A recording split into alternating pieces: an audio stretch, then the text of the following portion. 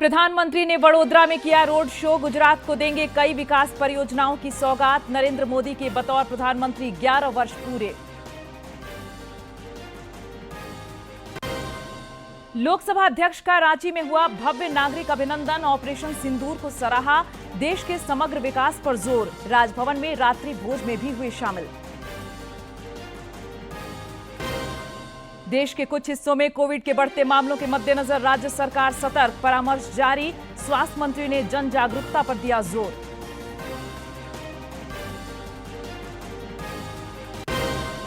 और वट सावित्री पूजा कर सुहागिनों ने की अखंड सौभाग्य की कामना। सोमवती अमावस्या पर श्रद्धालुओं ने पवित्र नदियों में लगाई आस्था की डुबकी।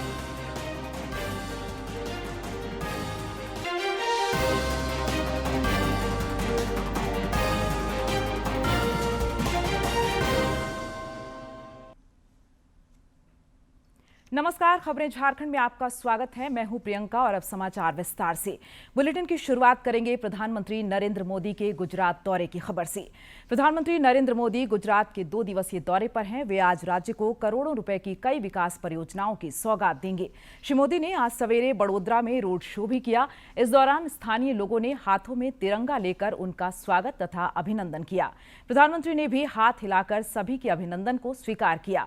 इस मौके पर बड़ोदरा की सड़कें तिरंगों से पटी नजर आई और हर इलाका देशभक्ति के गीतों से गुंजायमान रहा।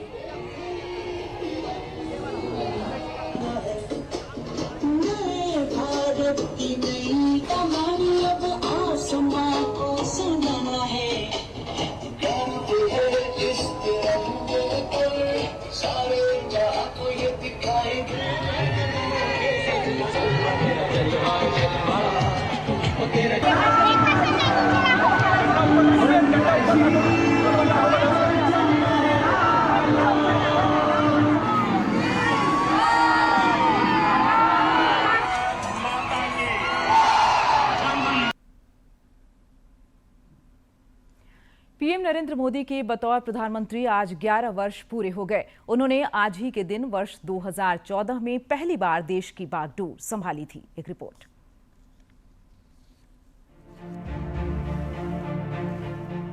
भारतीय राजनीति में 26 मई बदलाव, विकास की और निर्णायक नीति की तारीख है।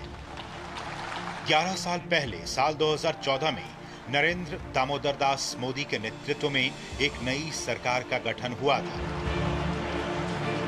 प्रधानमंत्री नरेंद्र मोदी और उनका मंत्रिमंडल को राष्ट्रपति भवन के प्रांगण में शपथ दिलाई गई। मैं नरेंद्र दामोदर दास मोदी ईश्वर की शपथ लेता हूं कि ऐतिहासिक इसलिए भी क्योंकि बीते 30 सालों से देश में गठबंधन की राजनीति हावी थी। स्पष्ट जनादेश बीते 3 दशकों में लोकसभा में किसी भी दल को नहीं मिला था। लेकिन 2014 बदलाव का साल था। लोकसभा चुनावों में भाजपा ने नरेंद्र मोदी को प्रधानमंत्री पद के लिए उम्मीदवार बनाकर चुनाव लड़ा और कुल 282 सीटों पर जीत हासिल की। प्रधानमंत्री नरेंद्र मोदी ने प्रधानमंत्री का पद संभालते ही भ्रष्टाचार पर कड़ा प्रहार किया। साफ नियत और स्पष्ट नीति के साथ सबका साथ, सबका विकास का मंत्र अपनाया। गरीबों के जनधन अकाउंट खुले, उज्ज्वला के जरिए स्वच्छ ईंधन मिला, उजाला के जरिए घर घर बिजली पहुंची, गरीब लोगों को जीवन बीमा और दुर्घटना बीमा का कवच किफायती रूप में उपलब्ध हुआ। इंफ्रा विकास, कर सुधार, पुराने कानूनों को हटाना कुछ ऐसे बड़े कदम रहे जिसने देश के हर एक नागरिक के जीवन को सकारात्मक रूप से बदल दिया। आज डीबीटी के जरिए भ्रष्टाचार पर लगाम लगा है तो गरीब और वंचितों तक सीधे उनके अकाउंट में पैसे एक क्लिक में पहुंच जाते हैं। युवाओं और उनके सपनों के बीच अब लाल फीताशाही की अड़चनें नहीं आती हैं। स्टार्टअप्स और नए उद्यम आसानी से शुरू किए जा रहे हैं। बीते 10 सालों में इतना बदलाव आ चुका है कि देश का हर वर्ग, हर व्यक्ति आर्थिक सामाजिक सशक्तिकरण का हिस्सा बन रहा है। विकसित भारत अब सभी का संकल्प है और चौथी आर्थिक महाशक्ति बनना एक उपलब्धि। Bureau report, DD news. और अब बात लोकसभा अध्यक्ष के झारखंड दौरे की। लोकसभा अध्यक्ष ओम बिरला ने कहा है कि ऑपरेशन सिंदूर के माध्यम से भारतीय सेना ने दुनिया में शौर्य दिखाया है। उन्होंने कल रांची में नागरिक अभिनंदन के दौरान कहा कि आतंकवाद के खिलाफ भारत ने करारा जवाब दिया है। झारखंड के 2 दिवसीय दौरे पर आए लोकसभा अध्यक्ष ओम बिरला का कल रांची में भव्य नागरिक अभिनंदन हुआ। इस मौके पर रक्षा राज्य मंत्री संजय सेठ समेत कई गणमान्य लोग मौजूद थे।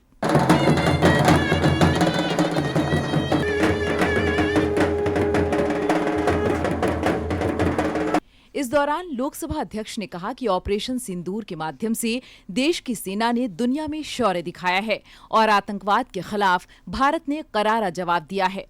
भारत ने स्पष्ट नीति बनाई कि जब भी आतंकवाद या आतंकवाद की कोई भी घटना होगी, उसका जवाब उस देश को जो संरक्षण देता है उस देश में ही जाकर दिया जाएगा। श्री बिरला ने कहा कि प्रधानमंत्री नरेंद्र मोदी के नेतृत्व में भारत आज हर क्षेत्र में तेजी से आगे बढ़ रहा है।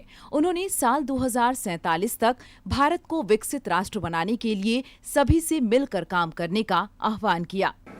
हमें और सामर्थ्य से काम करना होगा, हमको और सामर्थ्यता से मिलकर काम करना होगा और देश को 2047 में विकसित भारत बनाना होगा। इस सपनों को पूरा करने के लिए सभी को काम करना।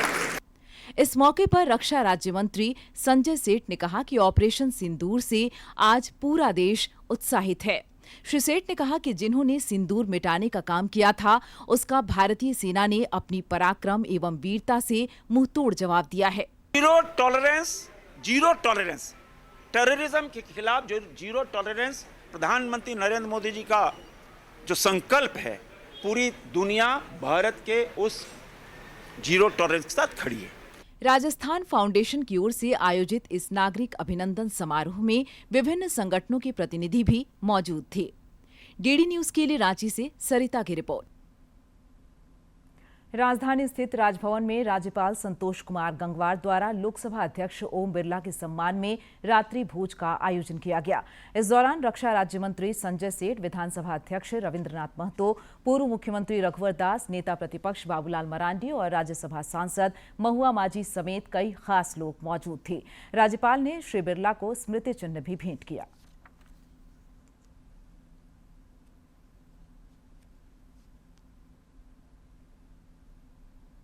लोकसभा अध्यक्ष ओम बिरला का आज रक्षा राज्य मंत्री और रांची के सांसद संजय सेठ के आवास पर भी अभिनंदन हुआ। इस अवसर पर राज्यपाल संतोष कुमार गंगवार समेत कई गणमान्य लोग मौजूद थे।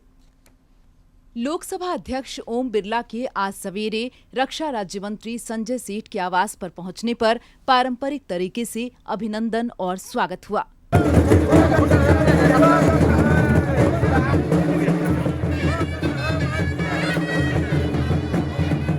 इस दौरान श्री बिरला ने कहा कि झारखंड में विकास की असीम संभावनाएं हैं। उन्होंने कहा कि देश के विकास के लिए झारखंड जैसे राज्यों का विकसित होना भी जरूरी है। आने वाले समय के अंदर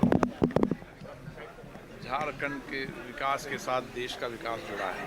लोकसभा अध्यक्ष ने कहा कि जनजातीय समुदायों के समग्र विकास के लिए देश में लगातार पहल हो रही हैं और क्रांतिकारियों को मान सम्मान मिल रहा है।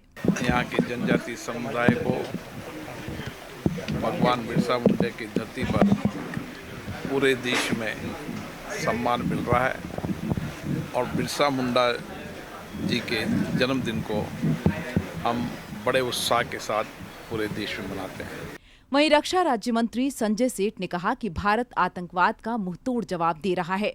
सर्वदलीय प्रतिनिधिमंडल विदेशों में आतंक के पनाहगाह पाकिस्तान की करतूतों को बेनकाब कर रहा है। वो हम कह सकते हैं ना, आतंकवाद को प्रश्रय देने वाला, आतंकवाद को बढ़ाने वाला देश पूरी दुनिया में हमारे जो माननीय सांसदगण हैं पूरी दुनिया में जाके उसको बता रहे हैं कि देखो पाकिस्तान किस तरह लगातार हमले करवा रहा है, आतंकवादी को प्रश्रय दे रहा है।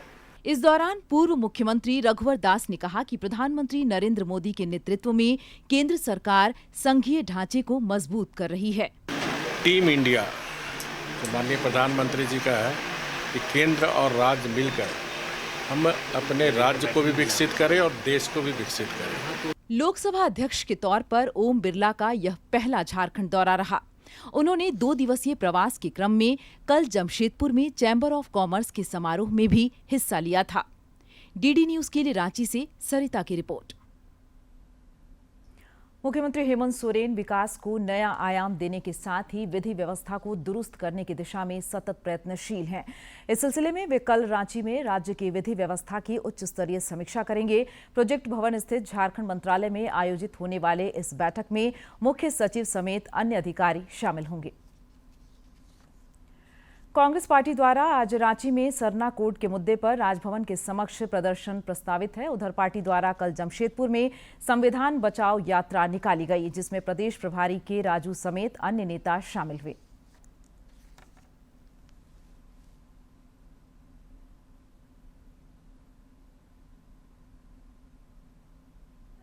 संविधान खतरे में है। हम देख रहे कैसा संविधान को पूरा डाइल्यूट करने के लिए षड्यंत्र निकाला। इसलिए कांग्रेस पार्टी वो पार्टी संविधान देश को दिया, कांग्रेस पार्टी संविधान बचाने के लिए एक अभियान पूरा देश में चल रहे। और अब बात करेंगे कोविड की। देश के कुछ हिस्सों में कोविड के मामले बढ़ रहे हैं, जिसको लेकर सरकार सतर्क है। इस सिलसिले में परामर्श भी जारी किया गया है। रिपोर्ट। कोविड के अब तक जो मामले सामने आए हैं उनमें अधिकांश मामले केरल, कर्नाटक, तमिलनाडु और महाराष्ट्र में आ रहे हैं। स्वास्थ्य विशेषज्ञ सभी सैंपल के जीनोम सीक्वेंसिंग कर रहे हैं। कोविड के नए मामलों को लेकर राज्य सरकार सतर्क है और लोगों को जागरूक कर रही है। डॉक्टर की सलाह है कि हाई रिस्क ग्रुप के लोग अतिरिक्त सावधानी बरतें, साथ ही सभी लोग अपने हाथ साबुन से धोएं और स्वच्छता का विशेष ध्यान रखें।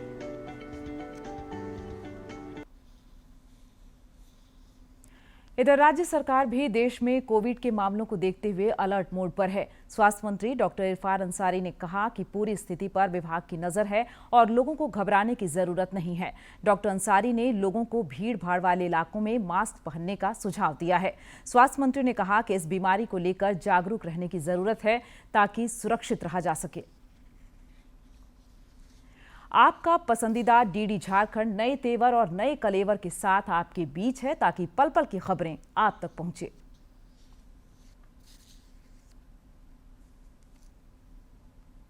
आपका अपना पसंदीदा डीडी झारखंड, गांव से लेकर कस्बों और शहरों तक की है धड़कन। सटीक, विश्वसनीय और तेज खबरों का भी है आईना। राजनीति के मंच से सत्ता के गलियारों तक, खेत से खलिहान और मनोरंजन से इंफोटेनमेंट तक, खेल के मैदान से रंगमंच की खबरों तक, सब कुछ देखिए हमारे प्रादेशिक समाचार में हर रोज दोपहर 12:30, शाम 6:30 और 7:30 बजे, सिर्फ और सिर्फ डीडी झारखंड पर। वैश्विक मंच पर आतंकवाद के मुद्दे पर भारत का सर्वदलीय प्रतिनिधिमंडल पाकिस्तान की पोल खोल रहा है। शशि थरूर के नेतृत्व में गए प्रतिनिधिमंडल ने गुयाना के उपराष्ट्रपति से मुलाकात कर भारत का पक्ष रखा।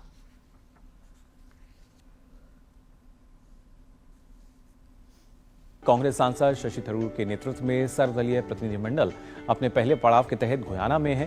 प्रतिनिधिमंडल ने गुयाना के उपराष्ट्रपति भरत जगदेव से मुलाकात की। शशि थरूर ने गुयाना के उपराष्ट्रपति के साथ हुई मुलाकात को काफी अभूतपूर्व बताया। Not just an India problem, but this is a global problem because most of the terrorist attacks all over the world, whether it was the London bombings, the Easter bombings in Sri Lanka, the Paris attacks, the 9/11 in United States, all investigations have shown that in some way or the other, directly or indirectly, Pakistan is involved in some. आतंक परस्त पाकिस्तान को बेनकाब करने के लिए सभी 7 प्रतिनिधिमंडल सक्रिय हैं। कुवैत में वैजयंत पांडा के नेतृत्व में सर्वदलीय दल आतंकवाद के खात्मे की दिशा में भारत की पहलों से वहां के नेताओं को अवगत करा रहा है। कुवैत की अपनी यात्रा के दौरान प्रतिनिधिमंडल कुवैत सरकार के वरिष्ठ गणमान्य व्यक्तियों, नागरिक समाज के प्रमुख सदस्यों, थिंक टैंक, मीडिया और भारतीय प्रवासियों के साथ बातचीत करेगा। इस प्रतिनिधिमंडल में निशिकांत दुबे, अग्नोन कोन्याक, रेखा शर्मा, असदुद्दीन ओवैसी, सतनाम सिंह संधू, गुलाम नबी आजाद और हर्षवर्धन श्रृंगला शामिल हैं। बहरीन में गुलाम नबी आजाद ने पाकिस्तान पर हमला बोलते हुए कहा कि जितने आतंकवादी पाकिस्तान में रहते हैं, शायद उतने पूरी दुनिया में नहीं होंगे। हमारे भारत में सब धर्म रहते हैं और प्यार से रहते हैं, प्रेम से रहते हैं। ये एक सबसे बड़ा मैसेज है पूरी दुनिया के लिए भी और बहरीन के लिए। पाकिस्तान तो धर्म के आधार पर बना था, लेकिन वहाँ वेस्टर्न पाकिस्तान और ईस्टर्न पाकिस्तान के मुसलमान इकट्ठे नहीं रह पाए और कुछ ही सालों में 2 कंट्री बन गई। तो जितने आतंकवादी पाकिस्तान में रहते हैं, शायद पूरी दुनिया में नहीं होंगे। पूर्णतया भारत के साथ है। जिस तरह से आईएसएस मिडिल ईस्ट में आतंकवाद फैलाता है, मर्डर करता है, पाकिस्तान के आतंकवादियों को बहरीन भी उसी तरह से मानता है। और जो हमारी पॉलिसी है, माननीय प्रधानमंत्री जी ने कहा कि यदि गोली उधर से चलेगी, आतंकवादी उधर से आएंगे, तो हम उसका जो है रिएक्शन करेंगे, रिएक्ट करेंगे। आर्मी को फुली छूट दे दी है, ये हमने जो कन्वे किया उसको भी ये लोग मानते हैं कि स्वाभाविक है कि जो प्रधानमंत्री जी कह रहे हैं वो वास्तविकता है। हजारीबाग परिसदन के निकट शहीद स्मारक का जीर्णोद्धार कार्य पूर्ण होने के बाद श्रद्धांजलि सभा का आयोजन किया गया। इस मौके पर विधायक प्रदीप प्रसाद, मनोज कुमार यादव, जिले की उपायुक्त नैन्सी सहाय और पुलिस अधीक्षक अरविंद कुमार सिंह समेत कई लोग मौजूद थे। इस दौरान सभी ने वीर शहीदों को नमन करते हुए दीप प्रज्वलित कर उन्हें श्रद्धांजलि दी। प्रयास था कि इस स्थल को हम लोग थोड़ा बेहतर कर सके। काफ़ी जीर्णशीर्ण अवस्था में थी और आज उसके सौंदर्यीकरण का, उसके रेनोवेशन का कार्य पूरा हुआ है। तो एक ज़िले में एक पॉजिटिव एनर्जी का संचार हो, ये हमारा प्रयास था। और हम सब इस कार्य से हमारे सभी शहीदों को, सभी सैनिकों को जो लगातार हमारी रक्षा कर रहे हैं, उनको हम श्रद्धासुमन अर्पित करते हैं। लातेहार पुलिस नक्सलियों के लिए काल बन गई है। शनिवार को 2 नक्सलियों को ढेर करने और एक को पकड़ने के बाद लातेहार पुलिस को फिर सफलता मिली है। नेतरहाट थाना क्षेत्र में मुठभेड़ के दौरान 5 लाख रुपए का इनामी नक्सली मनीष यादव मार गिराया गया है, जबकि 10 लाख रुपए का इनामी नक्सली कुंदन खेरवार को पुलिस ने गिरफ्तार कर लिया है। रांची के स्थानीय शौर्य सभागार में कल जनजातीय लोक कला उत्सव का आयोजन किया गया। संस्कृति मंत्रालय अंतर्गत संस्कृति राष्ट्रीय उपस्थिति अनुदान योजना के तहत इस कार्यक्रम का आयोजन हुआ। इस मौके पर मुख्य अतिथि के रूप में कला संस्कृति विभाग के पूर्व निदेशक धर्मेंद्र दीक्षित, पद्मश्री मधु मंसूरी हसमुख समेत अन्य गणमान्य लोग मौजूद थे। सभी वक्ताओं ने कला संस्कृति के संरक्षण और संवर्धन पर जोर दिया। इस दौरान लोक कलाकारों ने मनमोहक प्रस्तुति दी।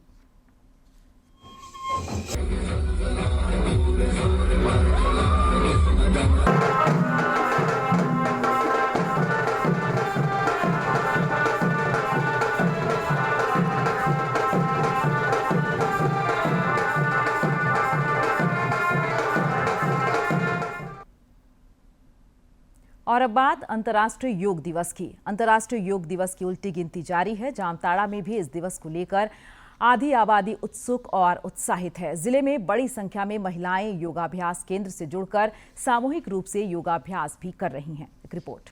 प्रधानमंत्री नरेंद्र मोदी के प्रयासों से देश दुनिया में योग की लोकप्रियता आज शिखर पर है और लोग बेसब्री से अंतर्राष्ट्रीय योग दिवस का इंतजार कर रहे हैं। जामताड़ा में भी योग के प्रति लोगों का रुझान बढ़ा है। जामताड़ा के कोट रोड स्थित योगाभ्यास केंद्र से जुड़कर बड़ी संख्या में महिलाएं भी समय निकालकर सामूहिक योगाभ्यास कर रही हैं। हम लोग के देश के प्रधानमंत्री श्री नरेंद्र मोदी जी फिटनेस के प्रति लोगों को बहुत ज़्यादा जागरूक कर रहे हैं। वो खुद बता रहे हैं कि हर महिला, हर पुरुष को अपने लिए 1 घंटा टाइम निकाल के योगा एक्सरसाइज जरूर करे ताकि वो फिट रह सके।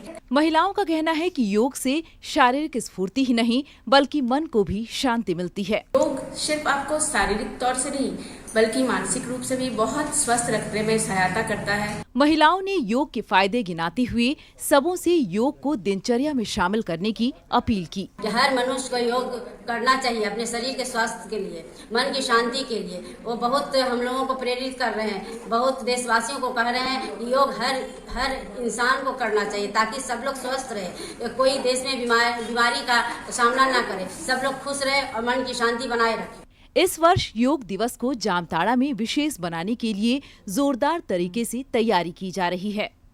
डीडी न्यूज के लिए जामताड़ा से सुभाष प्रसाद सिंह की रिपोर्ट। साहिबगंज में वन विभाग की टीम ने बड़ी कार्रवाई करते हुए अवैध लकड़ी से लदे पिकअप वैन को जब्त किया है। वन विभाग की टीम ने यह कार्रवाई तालझारी प्रखंड अंतर्गत कैरासूल बांझी रोड स्थित कचहरी मौजा के पास की है।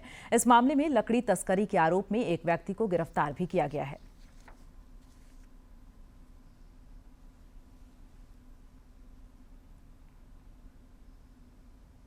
और अब बात वट सावित्री पूजा की। वट सावित्री पूजा कर सुहागिनों ने आज अखंड सौभाग्य की कामना की। राजधानी रांची समेत विभिन्न जिलों में सुहागिन महिलाओं ने वट वृक्ष की परिक्रमा कर धागा बांधा और विधि विधान पूर्वक पूजा अर्चना कर पति की दीर्घायु की प्रार्थना की।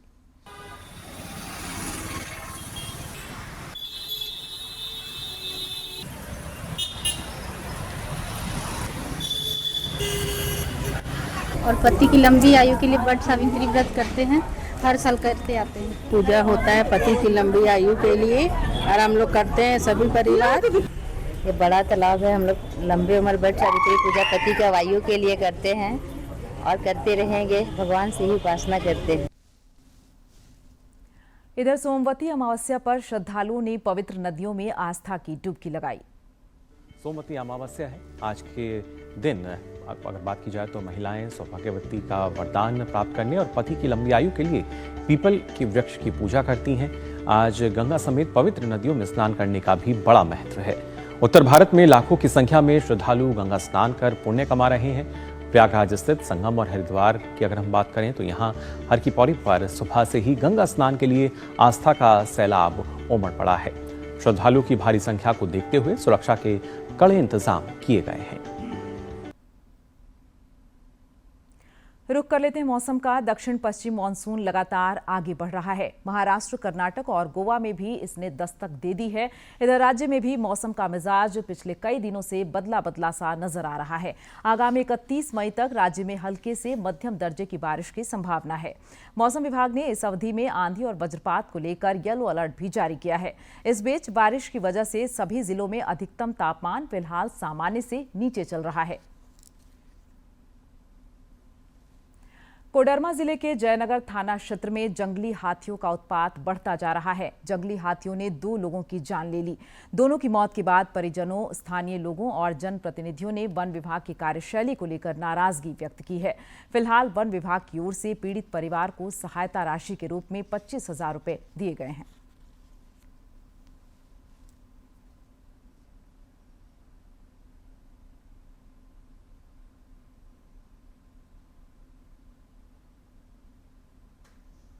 कुचल के मार दिए और कई बार ऐसे घटना कई बार हो चुकी है। कोई इसमें वन विभाग कोई इसमें एक्टिव नहीं है। वन विभाग का लापरवाही से आज यहाँ कोई तरह का जगह नहीं है कि हाथी पहुँच पाए, लेकिन आज घर तक हाथी पहुँच करके लोगों को कुचलने का काम कर रही है। और अब खेल जगत की महत्वपूर्ण खबरों को देखते हैं फटाफट अंदाज में। शतरंज खिलाड़ी और विश्व चैंपियन डी गुकेश और अर्जुन एरिगेसी आज से स्टावागार में शुरू हो रहे प्रतिष्ठित नॉर्वे शतरंज प्रतियोगिता में देश का नेतृत्व करेंगे। इसमें पुरुष और महिला वर्ग के 6 शीर्ष खिलाड़ी शामिल हैं। सनराइजर्स हैदराबाद और कोलकाता नाइट राइडर्स के बीच मुकाबले में हेनरिक खलीसन की नाबाद 105 रनों की शतकीय के पारी की बदौलत एसआरएच ने इस मुकाबले में 110 रनों की बड़ी जीत दर्ज की। भारतीय मुक्केबाज पवन बटवाल ने कंबोडिया के साओ रंगसे को 5-0 से हराकर चौथे Thailand open international boxing tournament में पुरुषों के 55 किलोग्राम वर्ग के क्वार्टर फाइनल में प्रवेश किया। और अब बात कारोबार जगत की।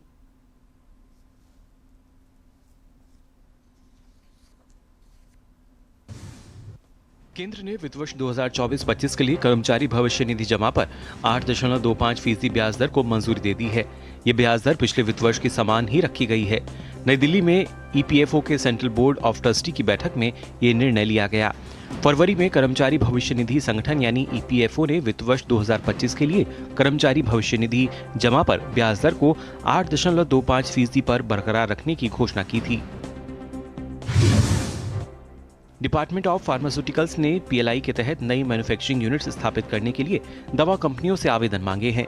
केंद्र सरकार की ओर से ये आवेदन 11 मुख्य फार्मास्यूटिकल उत्पादों की मैन्युफैक्चरिंग बढ़ाने के लिए मांगे गए हैं। सरकार के इस कदम का उद्देश्य भारत में दवाओं के मैन्युफैक्चरिंग इकोसिस्टम को मजबूत करना है।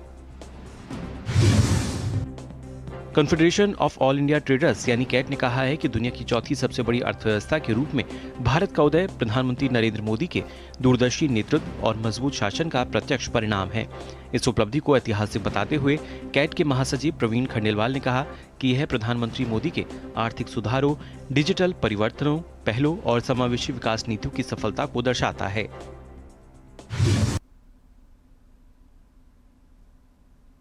महिलाओं को आर्थिक संबल प्रदान करने के लिए सरकार द्वारा कई योजनाएं चलाई जा रही हैं। इससे आधी आबादी सशक्त और आत्मनिर्भर बन रही हैं।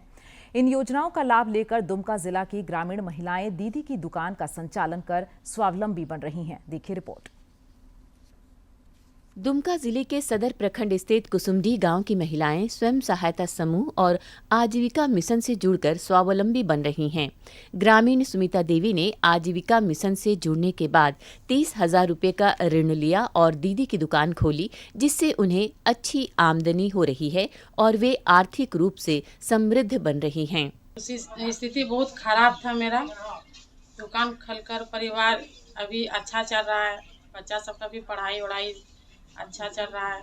सुमिता देवी की तरह ही लतिका देवी ने भी ऋण लेकर गांव में दीदी की दुकान खोली है। दुकान से होने वाले आमदनी से उनके परिवार का भरण पोषण बेहतर तरीके से हो रहा है और वे बच्चों को अच्छी शिक्षा भी दिला रही हैं। दुकान 7-8 महीना से चला रही हूँ, जिससे मेरा इनकम हो रहा है और इससे घर का खर्च भी चल रहा है, जिससे मैं बच्चा भी पढ़ाता हूँ। गांव की बुजुर्ग महिला धर्मी देवी ने भी स्वावलंबन की दिशा में कदम बढ़ाते हुए दीदी की दुकान खोली है। वह बताती हैं कि दीदी की दुकान खोलकर वे खुश भी हैं और सुखी भी। हमारे एटो दुकान अच्छे मने दुकान থেকে আমাদের सब चीज चले। घनी आबादी वाले कुसुमडी गांव की महिलाएं सरकारी योजनाओं का लाभ लेकर खुद को तो आर्थिक रूप से सशक्त बना ही रही हैं, साथ ही परिवार का भरण पोषण और बच्चों को बेहतर शिक्षा मुहैया करा उज्जवल भविष्य के निर्माण में नया आयाम गढ़ रही हैं। डीडी न्यूज के लिए दुमका से आर.के. नीरद की रिपोर्ट। अंत में मुख्य समाचार एक बार फिर।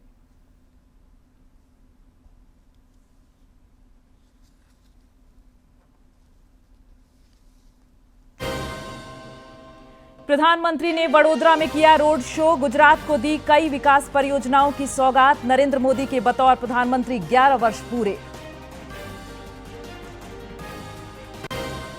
लोकसभा अध्यक्ष का रांची में हुआ भव्य नागरिक अभिनंदन। ऑपरेशन सिंदूर को सराहा। देश के समग्र विकास पर जोर। राजभवन में रात्रि भोज में भी हुए शामिल। देश के कुछ हिस्सों में कोविड के बढ़ते मामलों के मद्देनजर राज्य सरकार सतर्क। परामर्श जारी। स्वास्थ्य मंत्री ने जन जागरूकता पर दिया जोर।